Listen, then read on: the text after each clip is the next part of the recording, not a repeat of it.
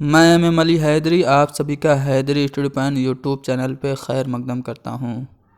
आज की अपनी क्लास में हम लोग हिंदी पेडागोजी के कुछ इम्पोर्टेंट क्वेश्चंस को डिस्कस करेंगे। ये सवालात आपको उर्दू पेडागोजी और इंग्लिश पेडागोजी के कंसेप्ट को बेहतर बनाने में काफ़ी मददगार साबित होंगे। इसमें हम एक्सप्लेन करते हुए उर्दू पेडागोजी और इंग्लिश पेडागोजी के अल्फाज भी इस्तेमाल करेंगे। चलिए, पहला सवाल आपके सामने है कि प्राथमिक स्तर पर बच्चों में लिखने का कौशल यानी कि राइटिंग स्किल, लिखने की महारत किस हद तक हो, किस लिमिट तक हो। यहाँ तक हो कि बच्चे सुंदर अक्षरों में लिख सकें या फिर बच्चों के राइटिंग स्किल का लेवल यहाँ तक हो कि छोटी कहानियाँ लिख सकें या विभिन्न उद्देश्यों के लिए, अलग अलग एम्स के लिए, किसी मखसूस और मुख्तलिफ मकासद के लिए लिख सकें या फिर मानक वर्तनी में यानी कि स्टैंडर्ड स्पेलिंग में लिख सकें।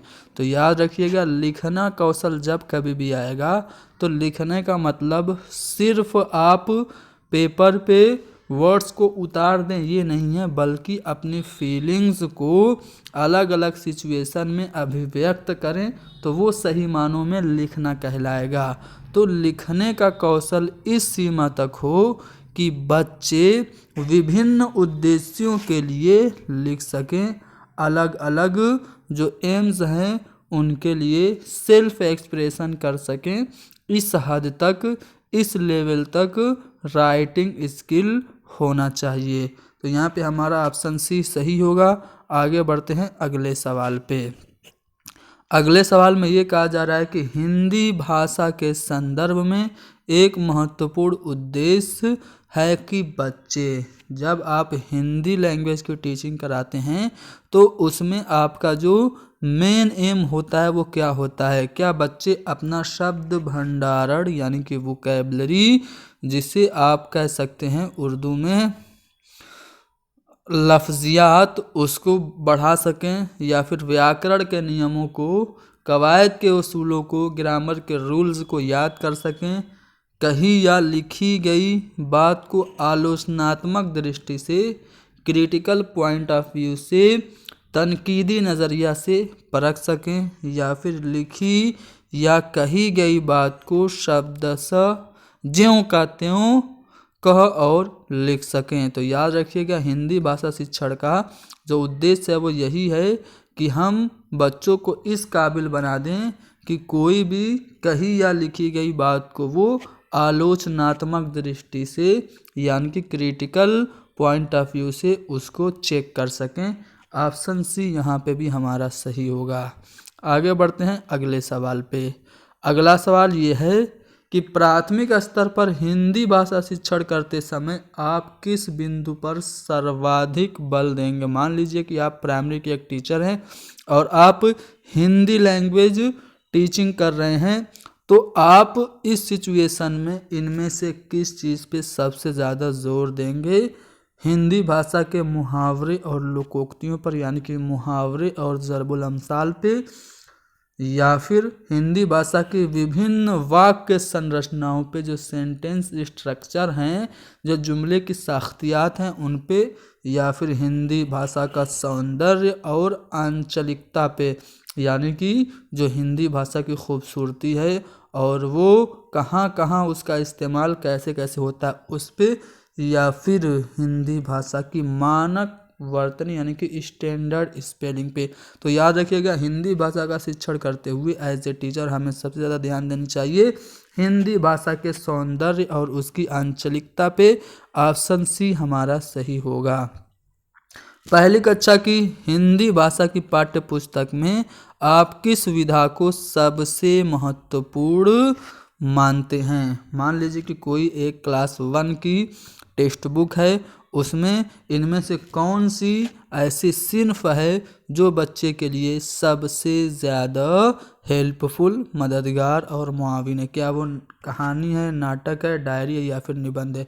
तो कहानी सबसे ज़्यादा अहम होगी किसी भी लैंग्वेज की क्लासरूम में बच्चों के लिए, क्योंकि जब हम कहानियाँ सुनाते हैं तो कहानी एज ए टूल जब हम सुनाते हैं तो बच्चों के लिए रॉ मटेरियल्स होती हैं, बच्चों में कल्पना शक्ति यानी कि उनमें इमेजिनेशन पावर बढ़ाती हैं, और कहानियाँ बच्चों में एक इकाई के तौर पर होती हैं, ज़बान से उनको जोड़ने में कहानियाँ मदद करती हैं। तो इसलिए प्राइमरी की क्लास में, किसी भी लैंग्वेज की क्लासरूम में कहानी जो है वो सबसे ज़्यादा इम्पोर्टेंट होगी। चलो आगे बढ़ते हैं अगले सवाल पे। ये देखो अगला सवाल ये है कि क्या है अगला सवाल, देखो कि पढ़ने का प्रारंभ डैश से ही हो और किसी उद्देश्य के लिए हो। तो पढ़ने का प्रारंभ किससे होना चाहिए, तो अर्थ से होना चाहिए, ठीक है। यानी कि पढ़ने का मतलब सिर्फ हरूफ की अदायगी नहीं है, बल्कि पढ़ने का मतलब यह है कि आप मतन के मानी को भी समझें। तो पढ़ने का प्रारंभ अर्थ से ही हो और किसी उद्देश्य के लिए भी होना चाहिए। तो ऑप्शन 4 यहाँ पे करेक्ट होगा। चलो देखो यहाँ पे अगले सवाल में कहा जा रहा है कि भाषा अर्जित करने के संदर्भ में लैंग्वेज एक्विजिशन के कंटेक्स्ट में, यानी कि ज़बान की हुसूल याबी के सियाक और सबाक में कौन सा कथन उचित नहीं है। लैंग्वेज एक्विजिशन से रिलेटेड 4 स्टेटमेंट हैं। क्या ये एक सहज प्रक्रिया है, यानी कि ये खुद से हो जाती है, बिल्कुल सही बात है। यह एक स्वाभाविक प्रक्रिया है, यानी कि जब लैंग्वेज एक्विजिशन हमारा होता है, भाषा अर्जन होता है, तो हम फितरी तौर से इसको करते हैं, स्वाभाविकली होता है, नेचुरली होता है, ये बात भी सही है। अगला है कि बच्चे भाषा के नियमों का आत्मसात करते हैं, यानी कि खुद से बच्चे ग्रामर को सीख लेते हैं। या आप ये कह सकते हैं कि चौमस्की ने जो बात कही है कि बच्चे खुद से, उनके अंदर एक फितरी सॉफ्टवेयर होता है जिसकी मदद से फितरी तौर से वो ज़बान को सीखते हैं। तो ये बात भी चौमस्की के मुताबिक सही हो गई। बच्चों को नियम बनाना सिखाया जाता है, ये कथन आपका भाषा अर्जन से संबंधित सही नहीं होगा। हमसे नेगेटिव पूछा है, तो ऑप्शन 4 तो हमारा सही जवाब होगा। चलो देखो अगले सवाल पे। अगला सवाल ये रहा आपके सामने कि लिखना सीखने में सबसे अधिक महत्वपूर्ण क्या है। तो मैंने बताया कि लिखना सीखने में जो सबसे ज़्यादा इम्पोर्टेंट है वो अर्थ की अभिव्यक्ति है। सिर्फ आप अक्षर को पृष्ठ पे उतार दें तो ये आपका लिखना नहीं होगा, बल्कि आप अपने आप को सही से अभिव्यक्त किए हैं कि नहीं, ये भी ज़रूरी होता है। तो लिखने में सबसे ज़्यादा जो इम्पोर्टेंट है वो खुद का इजहार है, यानी कि सेल्फ एक्सप्रेशन है। ऑप्शन डी हमारा सही होगा। वाइगोस्की ने भाषा विकास का डैश परिप्रेक्ष्य प्रस्तुत किया। देखो भाषा विकास जो वाइगोस्की का जो सिद्धांत है वो सामाजिक विकास का सिद्धांत है। उसमें उन्होंने 3 चीज़ों पे बहुत ही ज़्यादा जोर दिया, समाज पे, संस्कृति पे और भाषा पे। 3 चीज़ों पे जोर देते हुए इन्होंने कहा कि बच्चों में सभी प्रकार का जो विकास होता है वो सामाजिक अंतःक्रिया के फलस्वरूप होता है। यानी कि वाइगोस्की ने भाषा विकास का सामाजिक और सांस्कृतिक परिप्रेक्ष्य प्रस्तुत किया, यानी कि समाज सांस्कृतिक हमारा ऑप्शन भी सही जवाब होगा। अगले सवाल में क्वेश्चन नंबर 129 में क्या पूछा जा रहा है कि बहुभाषी कक्षाओं में बच्चों की घर की भाषा को स्थान देने की दृष्टि से कौन सा कार्य सबसे ज़्यादा प्रभावी है। देखो बहुभाषी हमारे हिंदुस्तान की ज़्यादातर कक्षाएं होती हैं क्योंकि यहाँ पे बहुत सारी ज़बानों के बोलने वाले तालिब इल्म स्टूडेंट्स रहते हैं।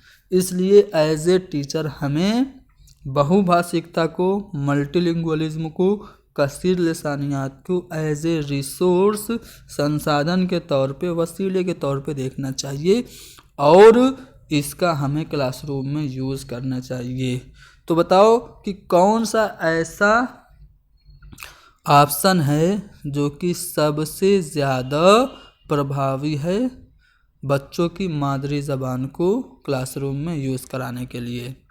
तो क्या आप हिंदी भाषा के शब्दों को अपनी भाषा में लिखने के लिए कहेंगे या फिर हिंदी भाषा के शब्दों को अपनी भाषा में लिखो? ये तो दोनों सेम ही ऑप्शन हो गया। अच्छा, लिखो एक में कहो है।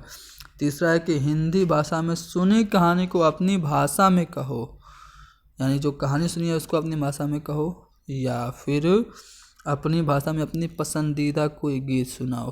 तो जो बेस्ट होगा, जो सबसे ज़्यादा इफेक्टिव होगा, वो चौथा वाला ऑप्शन होगा। चौथे वाले ऑप्शन में जब बच्चा अपनी ज़बान में कोई गीत सुनाएगा तो वो एक बहुभाषी कक्षा में सबसे ज़्यादा प्रभावशाली होगा। ऑप्शन 4 हमारा सही होगा। देखो अगले सवाल में क्या पूछा जा रहा है कि कक्षा 5 के बच्चे की हिंदी भाषा का आकलन करने में कौन सा प्रश्न सबसे ज़्यादा उपयोगी है। आप चाहते हैं कि क्लास 5 का एक स्टूडेंट है और आप उसकी लैंग्वेज का इवेल्युएशन करें, उसका ज़बान का अंदाज़ा कद्र करें, तो कौन सा क्वेश्चन सबसे ज़्यादा इफ़ेक्टिव होगा। देखो, जिस क्वेश्चन के आंसर में ज़्यादा अल्फाज का इस्तेमाल होगा, जिसको ज़्यादा जवाब देना होगा, जिसके लिए ज़्यादा अल्फाज का यूज़ करना होगा, वो आपके लिए बेस्ट होगा आकलन की दृष्टि से। झुरी के कितने बैल थे? 2 बैल थे, बस इतना सा जवाब है। झुरी के बैलों का नाम क्या था? महेश और रमेश मान लो था, तो इसमें भी बहुत छोटा सा जवाब है। गया कैसा व्यक्ति था? अच्छा था, बुरा था? ये बहुत थोड़ा सा। हीरा समझदार था या मोती? अब यहाँ पे 2 बैलों की बात हो गई, हीरा और मोती, दोनों में कौन समझदार था? तो एक बंदा बताएगा कि मोती समझदार था मान लो, उसके बाद क्यों, तो रीज़न जब बताएगा तो ज़्यादा अल्फाज का इस्तेमाल करेगा। तो ये जो चौथा वाला ऑप्शन होगा या चौथा वाला जो प्रश्न होगा वो सबसे ज़्यादा उपयोगी होगा। हिंदी भाषा हो या फिर किसी भी ज़बान की ही पेडागोजी हो, उसमें आकलन करने में सबसे ज़्यादा जो इफ़ेक्टिव होगा वो इस किस्म का सवाल होगा जिसमें बहुत सारे शब्दों का प्रयोग हो उत्तर देने में। आगे बढ़ते हैं अगले सवाल पे। हिंदी भाषा में आकलन का मुख्य उद्देश्य क्या है? जो हिंदी भाषा है उसमें हम अंदाज़ा कद्र जो करते हैं, जो हम बच्चे का इवेल्युएशन करते हैं, उसका जो मेन एम है क्या? बच्चों को व्याकरण का यानी कि ग्रामर का नॉलेज देना है, बच्चों का वोकैबुलरी पावर, शब्दकोश बढ़ाना है, शब्द भंडार का आकलन करना है, इवेल्युएशन करना है, या फिर प्रभावी भाषा प्रयोग में या इफ़ेक्टिव लैंग्वेज यूज़ में बच्चों की मदद करना है, या फिर भाषा प्रयोग संबंधित त्रुटियों का आकलन करना है। तो हिंदी भाषा में आकलन का जो मुख्य उद्देश्य वो ये है कि प्रभावी भाषा प्रयोग में बच्चा किस तरह से अलग अलग सूरत हाल में मुतासिर और अच्छे तरीके से ज़बान का इस्तेमाल करे, यही भाषा में आकलन का उद्देश्य होता है, यानी कि ऑप्शन सी हमारा सही होगा। तीसरी कक्षा का मोहित पढ़ते समय शब्द की पुनरावृत्ति कर रहा है, अल्फाज को दोहरा रहा है, उसके पठन के बारे में आप क्या कहेंगे? ठीक है, देखो अल्फाज दोहरा रहा है, अटक के नहीं पढ़ रहा है। जब अटक के पढ़ेगा तब उसे डिसलेक्सिया होगी, लेकिन अल्फाज को दोहराएगा इसका मतलब यह है कि वो अल्फाज को दोबारा पढ़ के उसकी मीनिंग, उसकी मानी और अर्थ जानने की कोशिश कर रहा है। तो वो अर्थ की खोज में पुनरावृत्ति कर रहा है। अगर कोई भी छोटा बच्चा चीज़ों को पढ़ते हुए दोहरा रहा है तो ऑप्शन सी हमारा सही होगा। चलो, भाषा सीखने की प्रक्रिया में सबसे कम अहम क्या है? देखो, जो NCF है वो ये क्या कह रहा है कि हमें भाषा सिखाते हुए दर्सी किताब पे, पाठ्य पुस्तक पे, टेक्स्ट बुक पे ज़्यादा डिपेंडेंट नहीं होना चाहिए। नॉलेज को, स्कूल के नॉलेज को बाहर की ज़िंदगी से जोड़ना चाहिए, रटने को कम करना चाहिए। ठीक है, तो इस तरह से हम कहेंगे सबसे कम जो महत्वपूर्ण है वो भाषा की पाठ्य पुस्तक है, भाषा सीखने सिखाने की प्रक्रिया में। चलो देखो, क्वेश्चन नंबर 134 में क्या कहा जा रहा है? खाली जगहों को भरना है। भाषा शिक्षक के लिए ज़रूरी है कि भारतीय भाषाओं की डैश को स्वीकार करें और समृद्ध साहित्य को डैश की दृष्टि से देखें। देखो, as a language teacher in Indian classroom. हमें क्या करना चाहिए, इसलिए कि हमारे हिंदुस्तान में बहुत सारी ज़बानें हैं। हमारे हिंदुस्तान में जो सांस्कृतिक विभिन्नताएं हैं वो बहुत ज़्यादा हैं, तो इसे हमें एज ए टीचर क्या करना चाहिए, जो भारतीय भाषाओं की जो विभिन्नताएं हैं, वेरिएशंस हैं, तनव्वुह हैं, उनको हमें स्वीकार करना चाहिए। भाषा की विविधता को हमें स्वीकार करना चाहिए और समृद्ध साहित्य को सराहना की नज़र से देखना चाहिए। ठीक है, तो यहाँ पे ऑप्शन सी हमारा सही जवाब होगा। यहाँ पे विविधता भरा जाएगा और यहाँ पे सराहना भरा जाएगा। देखो क्वेश्चन नंबर 135, इसमें क्या कहा जा रहा है कि पहली कक्षा में बच्चों के साथ कविता गायन के बाद आप क्या करेंगे। क्लास 1 है, आपने बच्चों के साथ कविता पढ़ी, ट्विंकल ट्विंकल लिटिल स्टार, ठीक है, इस तरह से आपने कविता पढ़ी। उसके बाद आप क्या करेंगे, आप बच्चों से कहेंगे कि वो सुनी हुई कविता को शब्दशः सुनाए, जैसी हमने अभी पढ़ी उसको वैसे ही सेम का सेम बच्चों अब तुम सुनाओ। या फिर बच्चों से उस पोएम पे बेस्ड क्वेश्चंस करवाएंगे, पूछेंगे, या फिर बच्चों को कविता में आए 5 शब्द बताने के लिए कहेंगे, या फिर बच्चों से कहेंगे कि वो अपनी भाषा में अपनी पसंद की कोई कहानी सुना दें। तो जब आप किसी भी क्लासरूम में छोटे बच्चों के साथ कविता पढ़ते हैं तो उसके बाद आप यही काम कीजिए कि खुद बच्चों की जो भाषा है उसमें उनको अभिव्यक्ति का मौका दें, यानी कि आप बच्चों से कहें कि वो अपनी भाषा में अपनी पसंद की कविता सुनाएं। तो यहाँ पे चौथा वाला ऑप्शन हमारा सही जवाब होगा। तो यहाँ पे हमने हिंदी पेडागोजी के कुछ अहम सवालात डिस्कस किए। उम्मीद करता हूँ कि ये सवालात आपको सीटेट में फ़ायदा देंगे, और भी सवालात हम आगे डिस्कस करते रहेंगे। वीडियो कैसी लगी कमेंट में ज़रूर बताएं।